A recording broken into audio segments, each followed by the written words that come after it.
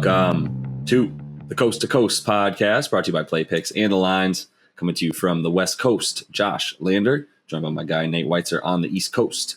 We're running into a Friday night slate here that we're going to have some pretty good matchups. In this one, we are taking a look at the Bulls taking on the Timberwolves at home in this one. A bunch of guys questionable for the T-Wolves, so we'll take a look at some of the best value bets we can find in this one. Nate does have his great article up on playpicks.com as well with some best bets and player props in there for you. And do like and subscribe to that page, as we got a couple other videos up for you today, including that player props video that we came right back sizzling hot last night. 4-1 there, or 3-1, I believe. Just missed that Giannis pick. But other than that, we're still looking hot there. And as always, if you do still need a FanDuel or DraftKings account, head to fdpicks.com or dkpicks.com and find those listings in your area, such as what we've got for tonight. Nate, let's get into it. Yeah, the Bulls opening at -2.5 here. We expect some more line movement in their favor. They've looked pretty sharp lately, but I don't think it'll move too much. The total is what's interesting, opening at 240, one of the highest totals we've seen here on the season as far as an opening. And it might go higher given how the Wolves have played on the road lately, how the Bulls have played in general, going over in 7 of their last 8. We got a full Friday slate per usual. Looking at the other games, Hornets are -6 at Detroit. Charlotte really needs to bounce back there. The Cavs are -5.5 at Indy. Total only 214 there as Karis LeVert takes on his former team. We'll break that one down for you. Thunder are +13 at the new look 76ers. Not sure if James Harden will be ready to debut for his new club, but the Spurs +8.5 at the Hawks. We got a 232 total there. And Atlanta Nuggets +4 at the red hot Celtics. 219 total. I feel pretty good about an under there. And then the Magic are +12 at the Jazz to round out the slate. When it comes to Bulls and Wolves right now, I don't think we would talk about betting an under, but I don't feel confident about this game going over necessarily. It's just such at this absurdly high total. The one trend to look at with the Wolves, aside from their ridiculous home road splits, we can start there. They're 22-7 to the over on the road this season. They score a league high 116, and they're giving up 116.5 on the road. They've gone over in 16 of their last 19 overall. They have the best offensive rating in basketball over their last 10. 7-3 in that span, playing number one at the fastest pace there. But I'm not thinking of them as world beaters necessarily in that 7-3 stretch. Seemed like they kind of ran out of steam to a degree in that last game, that rematch with Sacramento. Got parsed apart by a good, skilled passing big man, Domantas Sabonis, as he made his debut for the Kings. Yeah. And that's exactly what Nikola Vucevic is bringing to the table for the Bulls this season. That is why they have been on a tear lately. At home, extremely reliable. They have the second best offensive rating. They've just been compensating for a lack of defense lately by outscoring teams. And they've gone over in 7 of their last 8. As I mentioned, third best offensive rating in their last 6 at home. Now they have Zach LaVine in the lineup, and Kobe White actually fitting in very well. Had one of his better games of recent memory. Played 38 minutes, scored 15 points against the Hornets. Thing is, he's not the worst third string guard you're going to get out there, with Ball and Caruso out, unavailable to play point guard.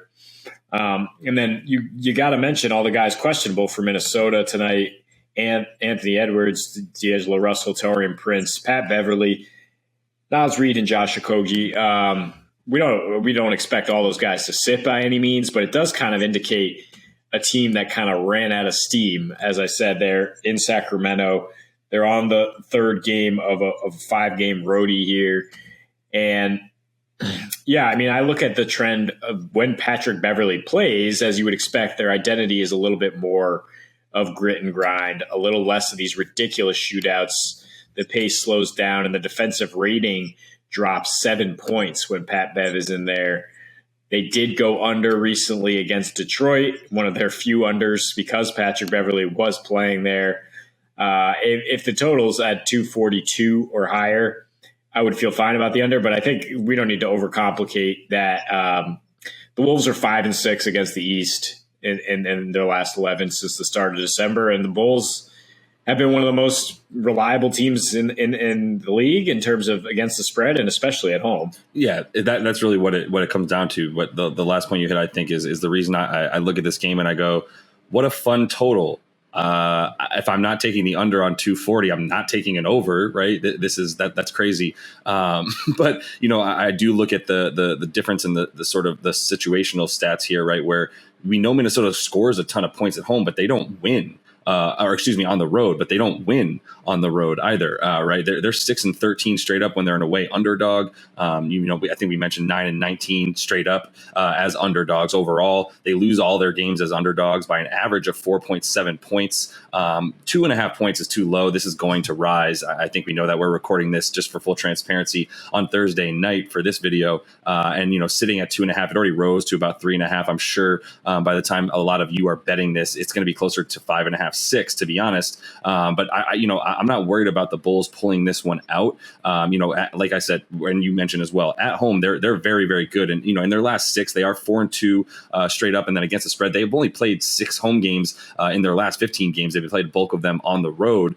but in those home games, 4 of those home games were against Philly, Phoenix. They lost those 2 in a row. One of those was without Levine. Levine also missed the game against Golden State that they lost at home, and then the Cleveland game, which they did win, and they had both their guys. And when both these guys play at home, they're 15-6 on the season. So they're going to win predominantly when they're at home again with these 2 guys. Minnesota, they're a nice story, but look, like you said, all those guys are questionable right now, especially the 2 obviously to key in on are Ant and D'Lo, and we know what happens when it's just take one of those 3 guys in terms of their big 3 with Cat, D'Lo, and Ant out of the lineup. It's a much different team than even when you do have 2 of them. When you have all 3, we're talking about like a top 4 seed in the West. And when you don't have just one of those guys, we're talking about the seed that they are, which is roughly like 7-8, and trying to climb into the 6th spot. So based on the fact that Chicago fully healthy, obviously they're still missing Caruso and Ball, but right now this is who they are.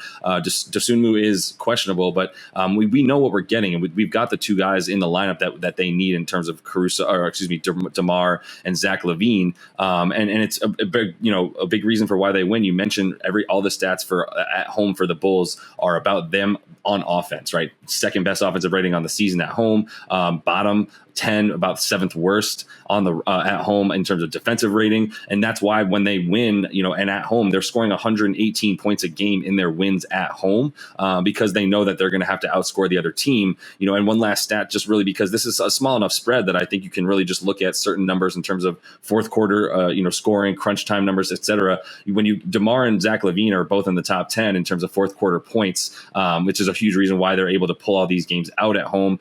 Both these guys score a ton at home, so yeah, I feel really good about taking the Bulls to win, and just watching the total from afar on the bench for that one, not putting any money down on it, but definitely having fun with this game that should have plenty of scoring. Just I'm not going to bet on 2 teams to score over 220 or 120 each. So yeah, definitely a wise move, and it's an easy bet if the spread is around 3 or 4 points to take Chicago. If you do want to tease it with another game, yeah, you're not going to get much value going down to 236 or right. up to 244 at that point.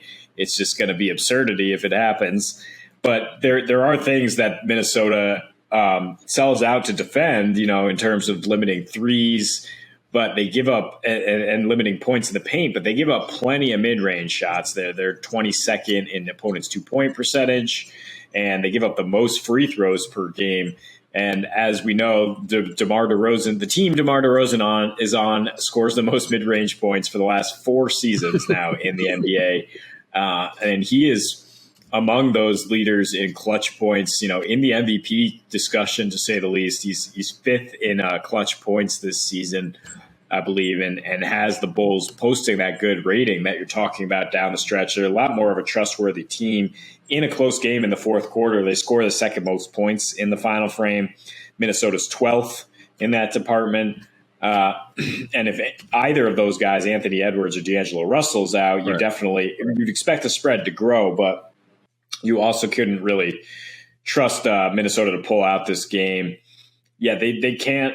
Karl Anthony Towns does not seem to be able to deal with these skilled bigs. I mean, that maybe there's not a lot of discipline around him. But yeah, when they face somebody like Vucevic or like Sabonis, it seems to be trouble. And that's why I think we have so much confidence in the Bulls, who are really starting to get back on track now, even though they don't have Lonzo or Caruso.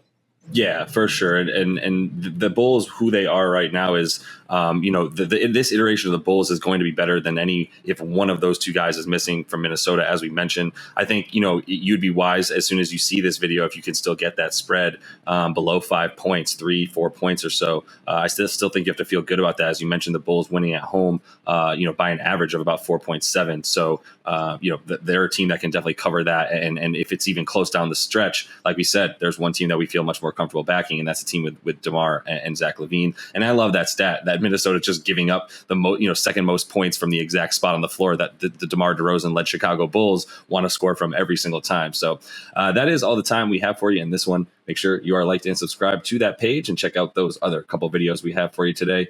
And until we see you next, happy betting.